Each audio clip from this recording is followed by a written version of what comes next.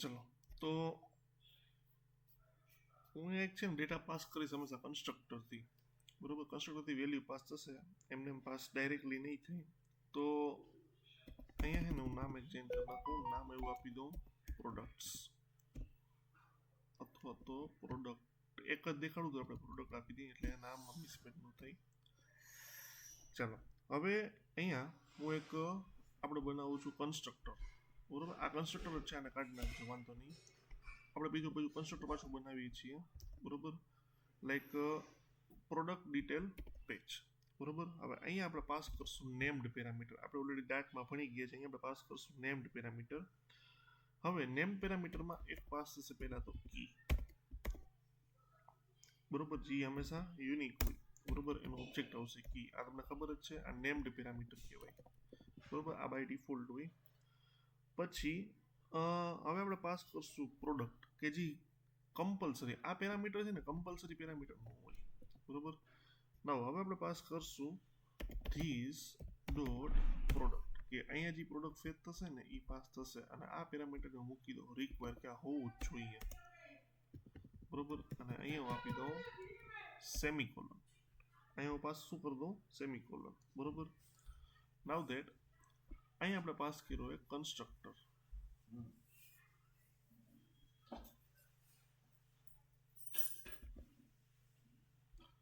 બરોબર. હંમેશા જે વેલ્યુ પાસ થશે હંમેશા કન્સ્ટ્રક્ટરથી પાસ થશે. હવે જો અહીંયા તમે જોશો ને તો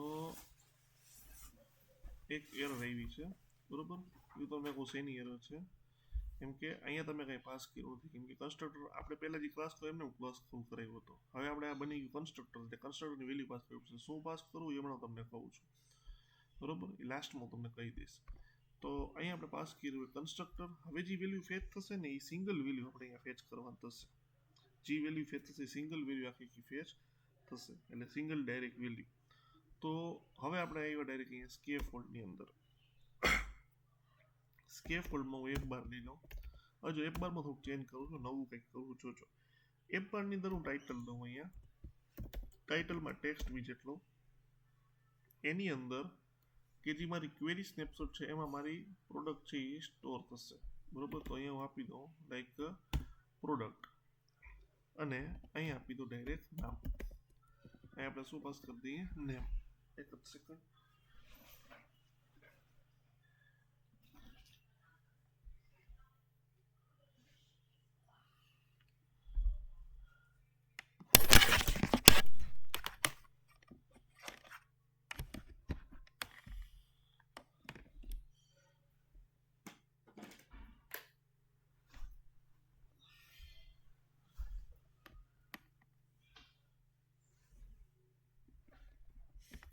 ચાલો હવે અહીંયા આપણે પાસ કરી દીધું નેમ. ના હવે હું અહીંયા યુઝ કરીશ બોડીમાં. બોડીની અંદર આપણે ડેટા ઘણો બધો આવશે, તો પિક્સલ બરોબર ન આપણે યુઝ કરીએ સિંગલ ચાઇલ્ડ સ્ક્રોલ વ્યૂ, બરોબર. થોડુંક પેડિંગ આપી દઉં. પેડિંગ લાઈક હું એવું આપી દઉં બધી બાજુનું પેડિંગ, એજ instance dot all.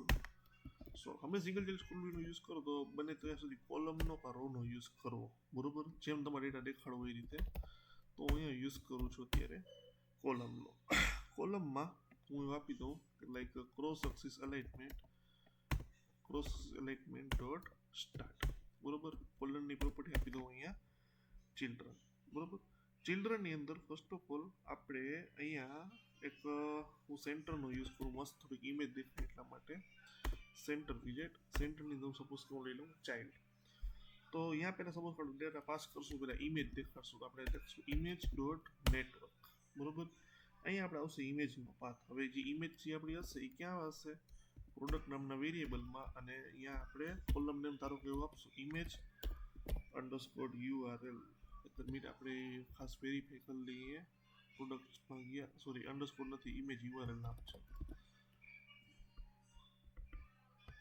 Image URL, બરોબર. તો ચાઇલ્ડમાં તમારી ઇમેજ દેખાઈ ગઈ. હવે તમારે થોડુંક જો એની વેલ્યુ સેટ કરવી હોય, પ્રોપર્ટી સેટ કરવી, એ પ્રોપર્ટી સેટ કરી દઈએ, કાં કન્ડિશન સેટ કરી દઈએ. અહીંયા ઇમેજ URL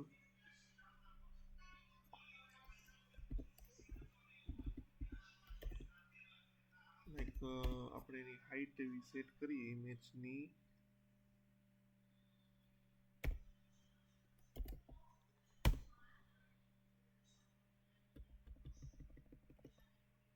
કન્ડિશન એવી આપી દઉં બ્લેન્ક કા ઇમેજ કા બ્લેન્ક એવું મૂકી દઈએ ત્યારે કન્ડિશનમાં અને હાઈટ આપી દઉં 250 જેવી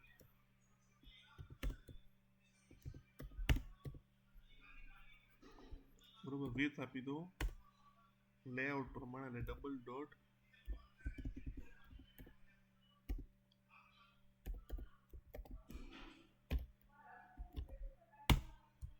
ઇન્ફિનિટી બરોબર અને ફીટ આપી દઉં box fit dot cover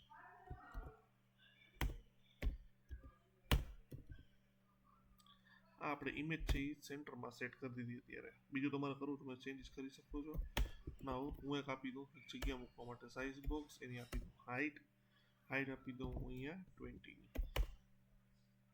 now that હવે હું યુઝ કરું અહીંયા ટેક્સ્ટ વિજેટનો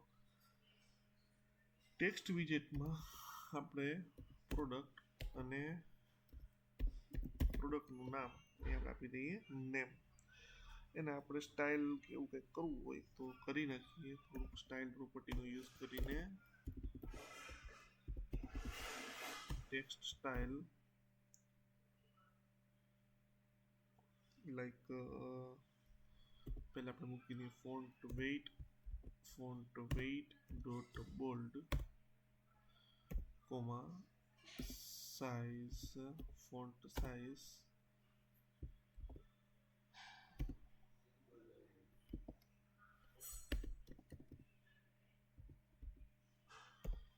કલર તમારે કરો તો કલર તમે સેટ કરી નાખજો બોલ્ડ મેં રાખી દીધું છે પાછું હું અહીંયા એક સાઇઝ બોક્સ લઈ લઉં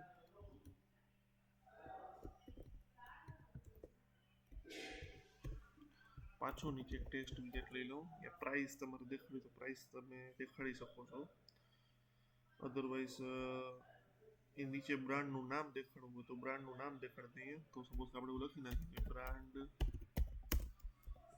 નેમ બરોબર અને વેલ્યુ કોન્કેટ કરાવી હોય તો આપણે કરી નાખીએ કે ભાઈ ડોલર કર્લી બ્રેકેટ વેરિયેબલ છે આપણું પ્રોડક્ટ અને એમાંથી પાસ થશે બ્રાન્ડનું નામ કોલમને આપણે જોઈ લઈએ શું છે બ્રાન્ડ તો એ આપણે આપી દઈએ બ્રાન્ડ પછી આમાં સ્ટાઇલિંગ બેલિંગ કરવું હોય તો એ છે તમારે જોઈ લેજો પાછું હું સાઇઝ બોક્સ આપી દઉં અહીંયા થોડી હાઈટ વધી જશે 10 આપી દઉં વધારે થઈ જશે બરોબર હવે એની નીચે આપણે પ્રાઇસ દેખાડવી હોય તો સેમ હું લઈ લઉં અહીંયાથી કોપી કરી લઉં અને પેસ્ટ પ્રોડક્ટ પ્રાઇસ વિશાલ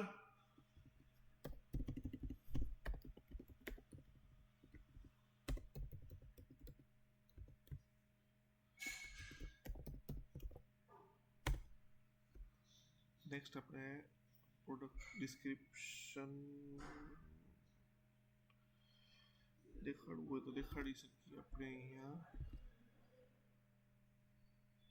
સાઇઝ બોક્સ રાખ્યું હવે બીજું શું દેખાડવું થશે એક આ સાઇઝીસ ઓકે હા એ થોડુંક સારું લાગે એટલા માટે સાઇઝીસ આપણે દેખાડી દઈએ અહીંયા તો અને કલર બલર સરસ આપી દેજો થોડુંક સારું લાગશે નથી આપતો ત્યારે સિમ્પલ રાખું છું તમે આપી દેજો વાંધો નહીં બરોબર હવે અહીંયા આપણે છે ને સાઇઝ દેખાડવાનું થશે તો હું એક લઈ લઉં સપોઝ કે અહીંયા ટેક્સ્ટ બરોબર હવે ટેક્સ્ટની અંદર આપણે એવું દેખાડું કારણ કે મારી પાસે એટલી અવેલેબલ એટલી સાઇઝ છે બરોબર તો હું સપોઝ કે એવું લખી નાખું અહીંયા કે સાઇઝ અવેલેબલ આપણે ખાલી જોવાની છે અહીંયાથી આપણે કંઈ પરચેસ નથી આપણે ખાલી વ્યૂ કરી છે અત્યારે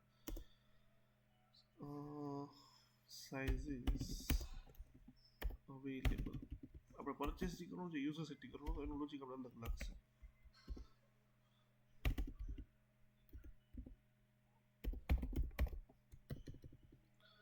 એ પાસ થશે અહીંયા પ્રોડક્ટમાંથી બરોબર તો પ્રોડક્ટ અને અહીંયા કોલમ નામ ધારો કે આપણું છે સાઇઝીસ, કંટ્રોલ સી, કંટ્રોલ પી. હવે અહીંયા જોજો તો અહીંયા મલ્ટિપલ વેલ્યુ છે અને આપણે બધી દેખાડવાનું થશે, એટલે એક પછી એક બધી વેલ્યુ દેખાડવાનું થશે. તો હું અહીંયા ફંક્શન યુઝ કરીશ, જોઈન ફંક્શન, બરોબર. અને જોઈન ફંક્શનમાં ભાઈ એક એક વસ્તુ આવે અને એક વસ્તુ આવે એટલે કોમા લાગે, આપણે એવું કરી નાખીએ. વિશાલ,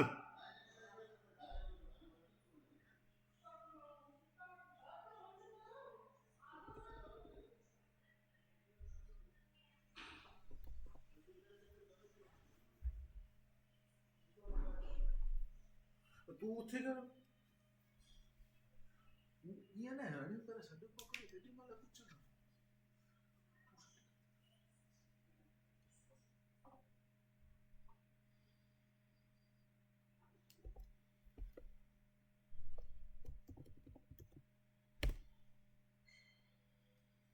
ચાલો. અને થોડુંક હાઇટ વધારે આપવું હોય, ડિસ્ક્રિપ્શન સારું લાગે એટલે આપણે અહીંયા લઈ લઈએ ટેક્સ.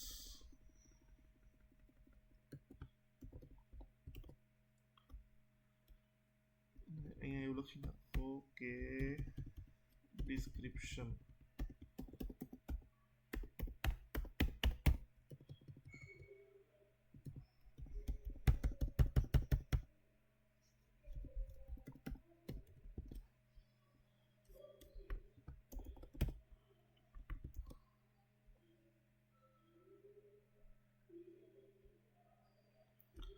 કંટ્રોલ એસ, એટલે આ રીતે તમારી પ્રોડક્ટ છે એ ડિસ્પ્લે થશે.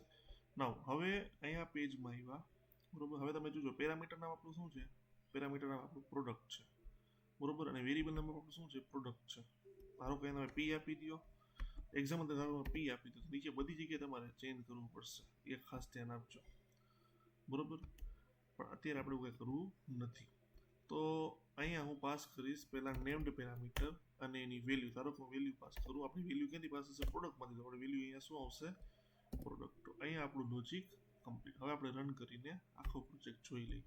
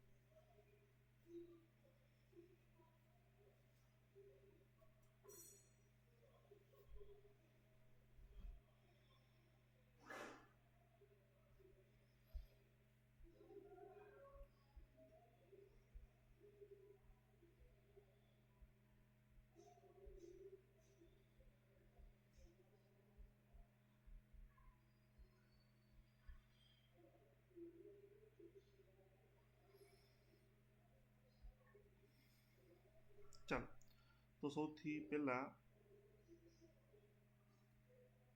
અહીંયા આપણે લાસ્ટ જોયું હતું એડ ન્યૂ પ્રોડક્ટ. એ પ્રોડક્ટ આપણે એડ થઈ ગઈ હતી, વ્યૂ પ્રોડક્ટ. હવે અત્યારે આપણે એક જ product like I think so add કરેલી છે.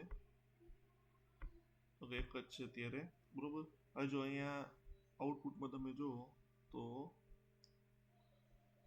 આ રીતે આઉટપુટ તમને લિસ્ટ સ્ટાઇલમાં દેખાય છે પહેલાં, બરોબર. હવે હું ક્લિક કરું એરો ઉપર, બરોબર, તો આમાં ડિટેલમાં પ્રોડક્ટ મારી ઓપન થઈ ગઈ. હવે જો આપણે રન ટાઈમ આખો જોઈએ કે ભાઈ હું પહેલાં એક નવી પ્રોડક્ટ એડ કરું, like product name something, price something, description something, only for double Excel. અહીંથી એની બ્રાન્ડ સિલેક્ટ કરી લઉં, લાઈક બ્રાન્ડ ચેન્જ કરી નાખું. અહીંથી એની ઇમેજ સપોઝ સિલેક્ટ કરી લઉં, લાઈક ધેટ. આ ઇમેજ આપણે સ્ટોર થઈ ગઈ, બરોબર. હવે જો ફાયરબેઝમાં એન્ટ્રી પડી ગઈ, હજી એક પ્રોડક્ટ સપોઝ કમેન્ટ કરી નાખું, something something XLL, like that, like that. Okay, હા, Levi's.